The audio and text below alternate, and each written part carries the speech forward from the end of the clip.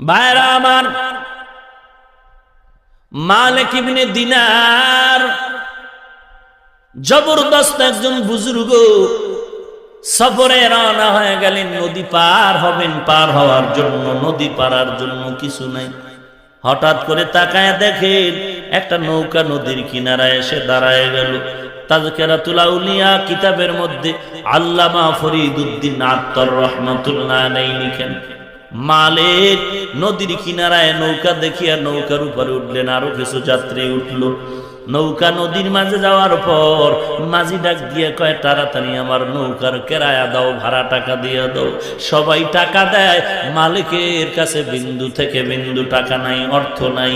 এইবার বলে, ও মাঝি ভাই, তুমি 10 জনারে নেও, এর সাথে আমারে নিয়ে যাও, তোমার নৌকার ক্ষতি হবে না।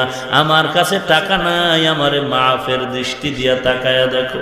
চোরে শোনে না ধর্মের বয়ান, নৌকার মাঝির মাথা গরম হয়ে গেল। এমন গালাগালি শুরু করলো, মালিক কোনো গালির জবাব দেয় না। মদিনার নবীর সুন্নাত, গালির জবাব না দেওয়া কার সুন্নাত? ওরে বান্দা।